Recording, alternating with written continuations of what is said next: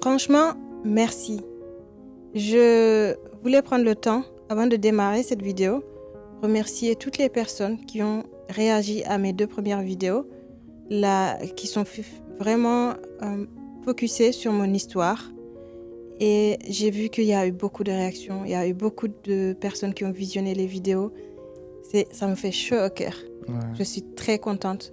Et je suis ravie que ce sujet aussi compliqué à écouter, aussi lourd pour certaines personnes, suscite autant d'intérêt pour notre audience finalement. Ouais. Donc je prends le temps de les remercier pour leurs réactions, pour les soutiens, pour tout ce qu'ils ont manifesté. Et pour les personnes aussi qui se sont reconnues dans mon histoire, je leur dis que je suis de tout cœur avec elles. Et je suis convaincue que c'est possible de s'en sortir. Il y a une histoire de timing aussi qui peut jouer dans ce genre d'histoire. Mais j'ai confiance que tout le monde a les ressources et les capacités de s'en sortir. Alors du coup, la vidéo d'aujourd'hui, tu vas nous parler de quoi? Dans la vidéo d'aujourd'hui, nous allons parler d'emprise. Nous allons chercher à comprendre à quoi consiste l'emprise, comment reconnaître qu'on vit dans l'emprise et comment identifier réellement les signes, quels sont les signes on peut ne pas, peut-être qu'on ne les citera pas tous, mais en tous les cas, on va parler de comment on peut identifier cette situation, comment on peut identifier qu'on vit l'emprise dans son couple, notamment parce que c'est surtout sur le couple que moi je focus pour l'instant mon discours, parce qu'il n'y a rien de plus difficile que de vivre dans un couple et au lieu de monter, au lieu d'évoluer dans sa vie, au lieu de se voir s'élever, au lieu de se voir plus heureuse, plus heureux aussi, parce qu'il faut noter qu'il y a des hommes qui vivent les violences. Et il faut noter aussi que j'ai eu des retours d'hommes qui se sont reconnus dans mon histoire. Ça a été une belle surprise pour moi. Et dans tous les cas, on est de tout cœur avec les hommes aussi. Même si moi, je me sens plus à l'aise de m'adresser aux femmes par rapport à mon histoire, à mon expérience. Mais voilà, comme je disais, c'est très compliqué de vivre une vie qui ne nous appartient presque pas. On a l'impression qu'on n'est pas une personne complète. Et donc, l'emprise, en fait, l'emprise démarre par un piège dans lequel on rentre. Et puisque c'est un piège, on ne se rend pas compte comment on y arrive, en fait. On a juste suivi une vague, un peu comme si on était dans de l'eau, on est allé à la plage, on surfe dans l'eau et on voit, la vague nous amène, c'est agréable, on y va, on surfe et à un moment donné, on se réveille. Et quand on se réveille dans quelque chose qui ne nous convient pas, dans quelque chose qui est tellement inconfortable et qu'on est tellement au fond. Là, je pense à un livre que j'ai lu de Anne-Clotilde Ziegler qui nous parle d'une grenouille, par exemple, qu'on met à chauffer dans l'eau. C'est-à-dire que la grenouille, on met une casserole sur un feu, on allume le feu et avec de l'eau et on met la grenouille là-dedans. Donc, pendant que l'eau est en train de chauffer, la grenouille ne se rend pas compte qu'elle est en train de se mettre dans quelque chose qui chauffe et qu'elle va être en difficulté à un moment donné. Et à un moment donné, le moment que la grenouille se rend compte, en fait, il se trouve que l'eau est beaucoup trop chaude et qu'elle ne peut plus se tirer de là. C'est un petit peu une métaphore pour expliquer ce qu'est l'emprise. Parce que l'emprise, on y rentre avec justement ce piège. Et au début, c'est tout agréable. Au début, on a trouvé notre moitié, en fait. Au début, on est avec quelqu'un. H24, par contre, au début, on est tout le temps collés l'un à l'autre. On n'a plus d'occupation qui nous appartient. On n'a plus d'entourage qui peut voir en solitude. C'est-à-dire qu'on on peut pas trop voir nos amis seuls.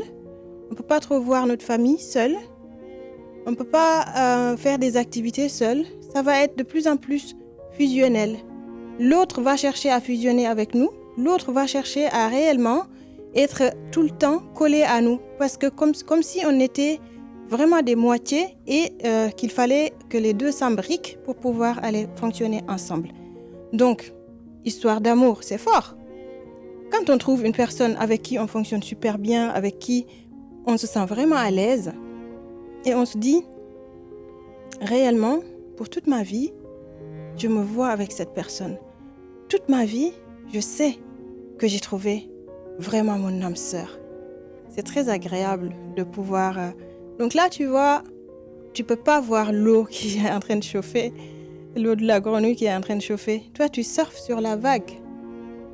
Et c'est ce qui se passe au début dans l'emprise. On est perdu, on perd nos repères tout doucement, mais on ne se rend absolument pas compte. Parce qu'on est dans le lien avec l'autre. Et souvent, la personne qui va rentrer dans l'emprise, ça va être une personne qui est très empathique, qui est très disponible pour les autres, qui est très dans le lien, qui est vraiment attachée à créer de la connexion avec les autres et qui est très sociable. Maintenant, le piège évoluant, il va arriver quelques petites secousses. Ça peut être des petites scènes d'énervement. Ça peut aussi être juste une envie de sortir toute seule qui va être refusée. Ça peut aussi être... moi, je vais donner un exemple de moi, par exemple. Moi, quand je me suis mise dans ma relation, au début, il m'avait demandé de fermer mon compte bancaire. Il m'avait dit, tu fermes ton compte bancaire, comme ça, on va avoir un seul compte tous les deux. Et moi aussi, je ferme le mien. Moi, j'ai fermé le mien. Il m'a dit qu'il a fermé le sien et qu'il fallait que je ferme le mien. Et à l'époque, moi, j'avais ce compte-là parce que j'étais étudiante et voilà, et que j'avais besoin de ce compte pour faire fonctionner mes affaires aussi. Et donc, j'ai refusé au départ, mais il a tellement insisté que j'ai fini par lâcher et je suis allée fermer mon compte bancaire juste pour qu'il me laisse tranquille. C'est pas parce que j'avais envie de le faire. Mais je suis allée, je me rappelle, il a voulu qu'on aille ensemble parce qu'il n'avait pas confiance. Il voulait qu'on soit ensemble jusqu'à la banque. Et on est allé jusqu'à la banque. Et devant cette dame qui nous a reçus à l'accueil, j'ai vu que la dame, elle cherchait à me dissuader en fait de faire ça. Mais lui insistant derrière, j'ai pas pu. Et puis, j'ai soupçonné, mais j'ai pas prêté attention. Et c'est ça aussi l'emprise. L'emprise, ça va être des petites choses aussi qu'on va laisser passer. Des petites choses, c'est subtil. Des petites choses qu'on va tolérer parce qu'on va se dire que c'est insignifiant. C'est insignifiant, donc c'est pas la peine de parler. Ou alors, si on parle une fois, deux fois, l'autre va nous reprocher le fait de s'attarder sur des détails ou de chercher des problèmes. Donc ça va s'installer un peu comme ça. Et jusqu'à ce qu'on se retrouve un matin, eh bien, prise complètement au piège, où on n'a plus de marge vraiment d'action. On n'a plus de marge de pouvoir de décision dans sa propre vie. J'en ai parlé sur les 2 autres vidéos, moi, que j'avais perdu vraiment le pouvoir de décision dans ce que je faisais. Et donc, réellement, on s'installe dans une relation qui va nous amener vers la destruction. Mais c'est quelque chose qu'on ne perçoit pas au départ. On perd juste nos repères tout doucement. On perd juste tout ce qui est précieux pour nous parce que l'autre cherche à ce qu'on s'identifie à lui. L'autre cherche à ce qu'on soit vraiment à son service. L'autre nous considère comme son objet. Il faut dire les mots comme ils sont. Vraiment, l'autre, on est là, on est son accessoire. On est là pour l'accompagner. D'ailleurs, moi, c'est ce qu'il me disait. J'ai besoin que tu m'accompagnes. Et au départ, je ne disais rien. Mais vers la fin, je lui disais, mais pourquoi t'accompagner? On a 2 enfants ensemble. Ouais. Moi, je travaille, toi, tu travailles. Je dis, mais en fait, non, je ne suis pas là pour t'accompagner. Je suis là, moi aussi, j'existe. Mais au moment où je disais ça, c'était déjà plusieurs années de mariage qui s'étaient écoulées. Donc, en fait, dans une relation de couple normale, Chacun existe. Il y a moi, il y a toi et il y a nous. C'est ça. Le moi j'ai mes activités. Moi, j'ai mes envies. Moi, j'ai mes ambitions. J'ai mon travail. J'ai ce que j'aime. Et ça, c'est différent de ce que toi, tu as de ton côté. Tes loisirs, tes amis, ton cercle amical. Voilà. Nous avons tous chacun ces besoins qui sont différents des autres. Et après, il y a le nous, il y a ce qu'on construit ensemble. Donc ça, c'est de la co-construction. Nos décisions doivent... nos décisions sont communes. Nos décisions sont communes. Nous prévoyons nos voyages de vacances ensemble, en famille. Nous faisons nos activités ensemble. Nous prévoyons de faire une activité ensemble. Nous construisons notre foyer. Nous prévoyons comment est-ce qu'on veut éduquer nos enfants ensemble. Par contre, si moi, un jour, je veux sortir avec mes amis, normalement, je devrais avoir ce droit-là. Principe. Si toi, tu as envie de faire une activité sportive, normalement, tu as ce droit-là. Mais être dans un couple dans lequel moi, je n'ai ni droit à aller parfois sortir avec des amis, ni le droit de choisir mon travail, ni le droit de décider de quoi que ce soit qui me concerne moi-même, ni le droit d'avoir mes propres besoins qui sont différents des besoins de mon conjoint. Et ça, c'est un peu compliqué. Ça, c'est toxique. C'est destructeur à long terme. Et c'est de l'emprise. Voilà, parce que l'autre nous accapare. L'autre prend tout ce qui est à nous et ne fait uniquement que, nous couvrir. Nous couvrir, alors ça s'apparente à de la protection. Tu vas voir il te dira, moi, ma famille, c'est tout pour moi. Toi, t'es tout pour moi. Sans toi, je ne peux pas vivre. C'est pas vrai. C'est pas possible. On ne peut pas dire à une personne, sans toi, je ne peux pas vivre. Non, chacun est un individu à part entière. Et chaque individu a ses propres besoins. Et chaque individu est conçu d'une façon différente aux autres et donc a besoin de fonctionner dans la société d'une façon qui lui est propre. Donc c'est ça en fait qu'il va falloir chercher pour pouvoir avoir un équilibre dans son couple. Mais l'emprise ne laisse en aucun cas un droit à tout ça. L'emprise, c'est réellement, on est fusionnel, toi et moi. Par contre, ce qui est difficile là-dedans, encore une fois, si les gens choisissent d'être fusionnels, c'est OK. C'est OK, il n'y a pas de souci. Tant qu'il n'y a pas de violence. Tant que vous deux, vous arrivez à vous épanouir ensemble parce que vous aimez les mêmes choses. C'est OK, en fait. Mais ce qui n'est pas OK, c'est réellement le fait de fonctionner ensemble, que l'autre prenne le dessus et qu'on soit dans une relation de dominant-dominé. Ça, c'est de l'emprise et c'est destructeur.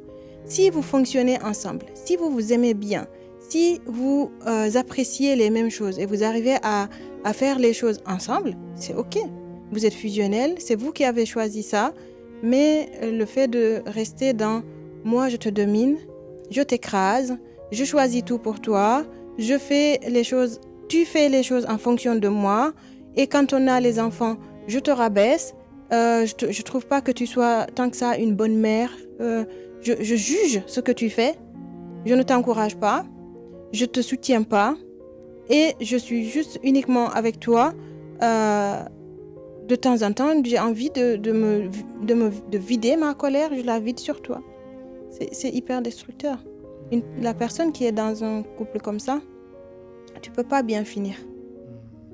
Voilà, ça, déjà, c'est des clés de compréhension de ce qu'on vit dans l'emprise.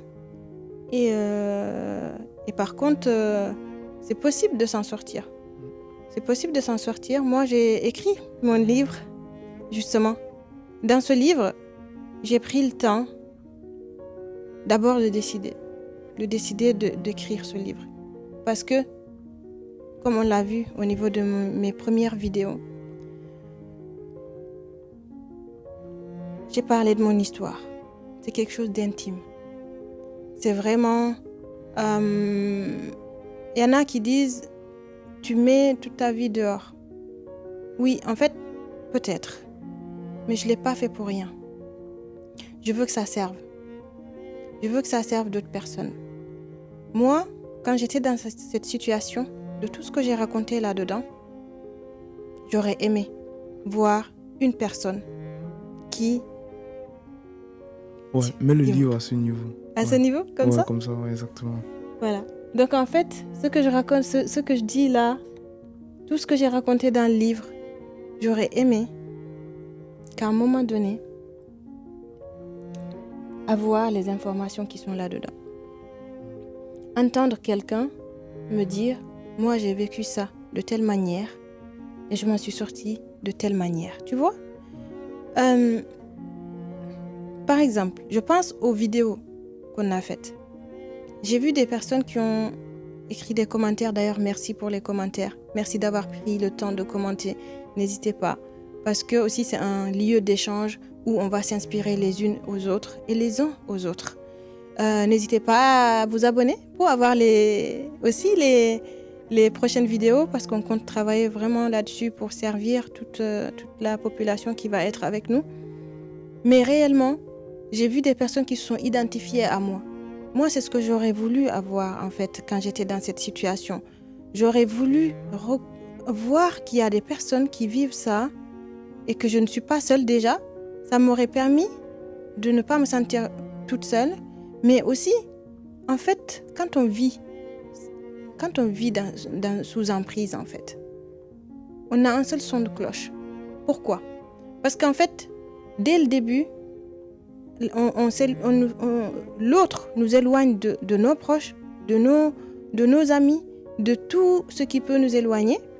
Il y en a même qui vont jusqu'à ne plus travailler. Moi, j'ai eu de la chance. Moi, j'ai eu beaucoup de chance. Encore une fois, là, je vais mettre aussi un petit point, c'est que moi, j'ai eu beaucoup de chance. L'histoire que j'ai racontée, je ne dis pas que moi, j'ai vécu le pire.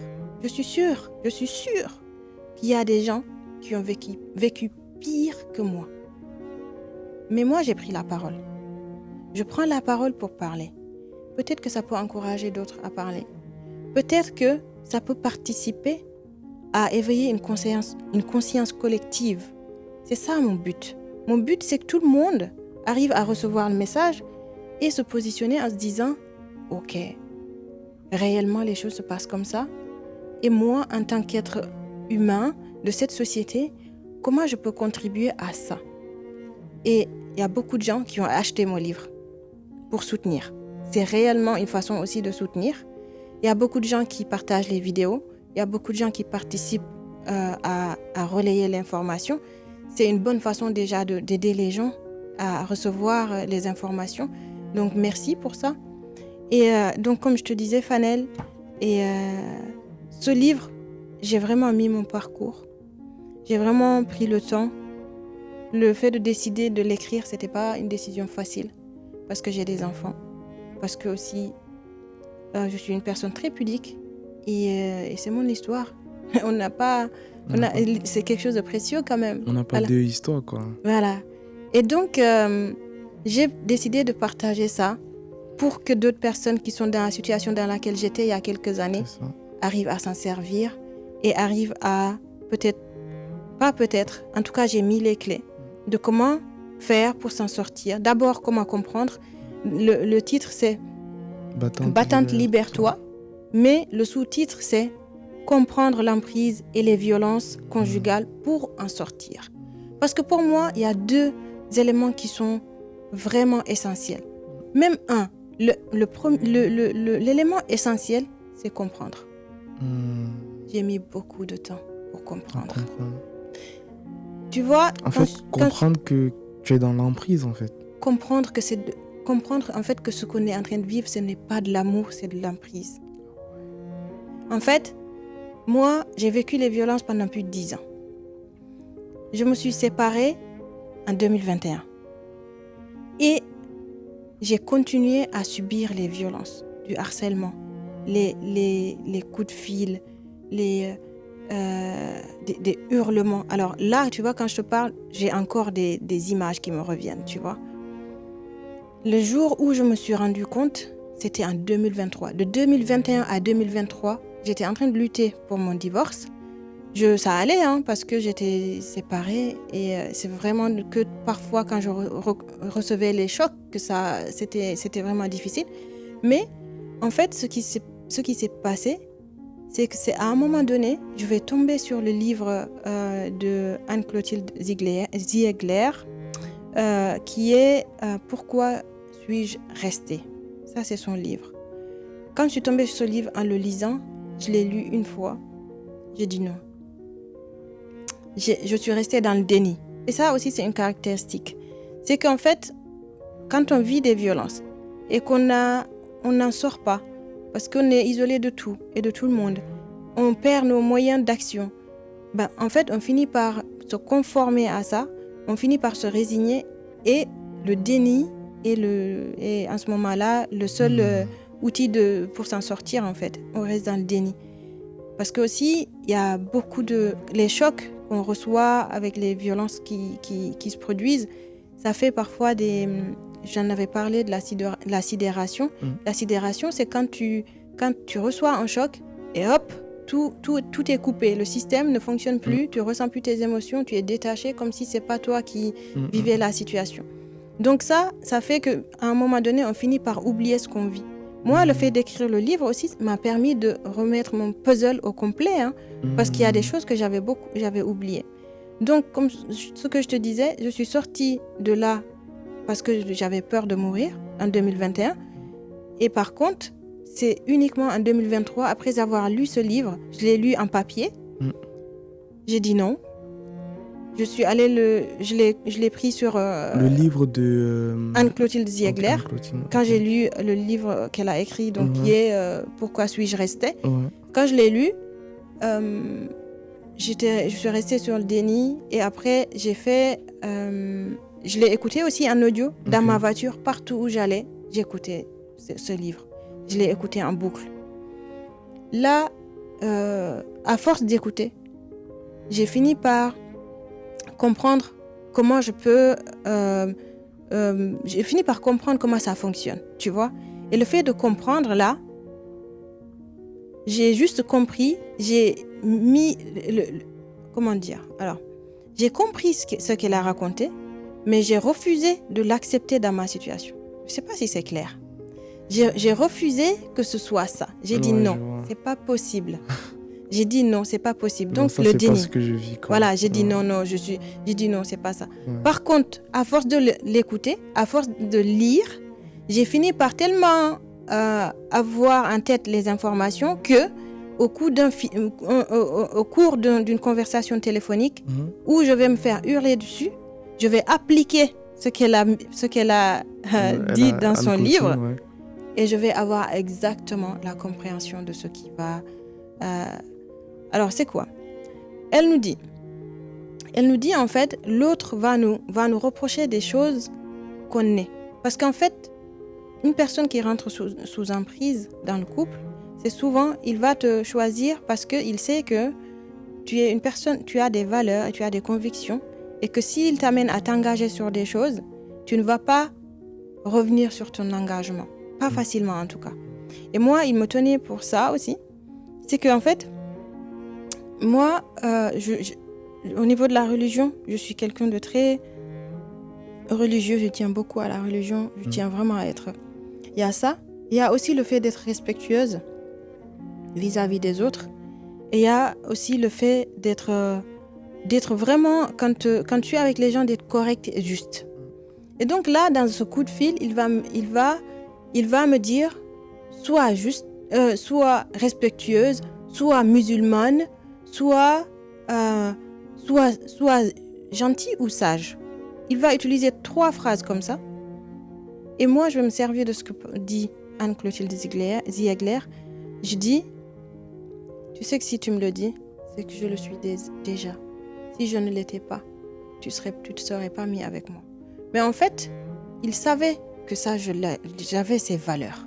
Parce que même moi, je pratiquais plus que lui. Je pratiquais plus que lui la religion. Donc, comment il peut me dire, sois une bonne musulmane? Mais je le suis déjà, en fait. Et j'ai été musulmane avant toi, en fait. Moi, je suis née là-dedans. Et c'est même pas ça. Quelqu'un peut être converti et pratiquer et être mieux. C'est même pas ça. La comparaison, elle ne tient pas. Mais en tous les cas, je sais, au fond de moi, j'avais commencé à bien me connaître et donc je savais que je l'étais. Je lui ai sorti ça. Pour la première fois, il a rien su dire ni faire. Ouais. Et il a juste, il s'est tu pendant il a eu un long silence. Par contre, il est revenu après derrière le lendemain pour se venger. Ça aussi, c'est une caractéristique de personnes comme ça qui vont te mettre sous emprise. C'est que jamais tu gagneras. Ils veulent tout le temps gagner. Ils sont en guerre. Ils veulent jamais, quel que soit ce qui va se passer entre vous, temporairement, la personne, elle va abdiquer, mais c'est pour revenir plus fort, t'attaquer en fait. Donc ça, tout ça, tout ça, c'est ce qui, moi, à ce moment-là, c'est ça qui m'a permis de vraiment me dire, ok, ce qu'elle est en train de raconter là, c'est vraiment peut-être ma situation. Et c'est comme ça que je vais commencer à mettre en application ce qu'elle disait dans son livre. Et c'est comme ça que je vais couper le lien, tu vois. Je coupe le lien. Parce que tant que le lien n'est pas coupé, tu as beau être à 10 000 km de la personne, elle peut te manipuler. Au téléphone, à partir du moment où tu es en contact, au téléphone, physiquement, elle sait où elle doit toucher pour te toucher toi, au fond de toi. Et t'amener à ce sentiment de honte, sentiment de où tu vas vraiment pas être en valeur en fait. Donc, c'est ça l'emprise. Et pour moi, c'était essentiel de permettre la compréhension là-dedans. Donc là, le livre, il vise vraiment à permettre à la personne de comprendre ce qu'elle vit. Et après, par rapport à mon histoire, il y a des exemples. Et moi, je rencontre aussi beaucoup de femmes aujourd'hui. Je rencontre pas que des femmes, mais je mets en référence réellement l'histoire des femmes par rapport à mon expérience. Mais j'ai rencontré beaucoup de femmes qui ont vécu des cas similaires. Puisque je travaille dans l'accompagnement, je les aide au niveau de la réflexion, au niveau de... Alors moi, il faut savoir que dans ma posture, puisque aussi je suis dans le coaching, ma posture, je ne suis pas je te donne des solutions. Je suis plutôt je t'amène à réfléchir par toi-même pour que tu arrives à trouver tes propres solutions. Voilà, j'adhère à ce type de coaching, j'adhère au coaching qui dit que la personne que j'accompagne est experte de sa vie. Donc le but, ce n'est pas de te donner les solutions, c'est de t'amener à réfléchir par toi-même pour que quand tu comprends, quand tu as compris, tu finisses par décider de ce que tu veux faire et d'agir en fonction de ça. Et ce livre, il est dans cette démarche-là. Ce livre, il t'aide à comprendre ce que tu es en train de vivre. Une fois que tu as compris, je donne des clés aussi, des pistes. Je parle aussi des accompagnements possibles. Je mets vraiment beaucoup d'éléments qui permettent à la personne déjà de sortir de là. Voilà. Donc, comprendre les violences conjugales, comprendre aussi l'emprise et pouvoir en sortir. C'est ça le but du livre. Moi, j'aurais aimé avoir un livre comme ça quand j'étais dedans, en fait. Voilà. Good.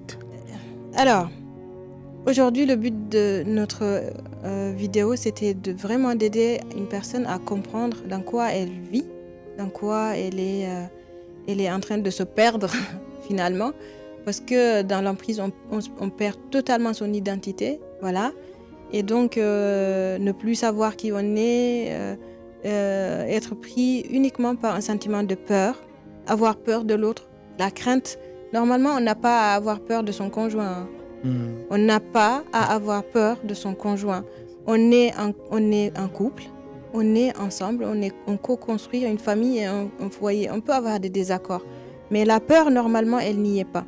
Et le fait d'avoir cette boule au ventre tout le temps et de craindre la réaction de l'autre, d'être tout le temps en train d'anticiper ce que l'autre va dire ou faire, essayer de faire de telle sorte que l'autre ne se fâche pas, alors qu'en fait, il se fâche toujours. On va chercher à comprendre ça aujourd'hui dans cette vidéo. Et dans la prochaine, on va approfondir un peu le sujet pour aller vers des clés peut-être. Voilà, on va continuer le travail. Exact. Ok. Donc, À la prochaine vidéo. À la prochaine vidéo. Merci pour l'attention. Merci à toutes les personnes qui nous suivent.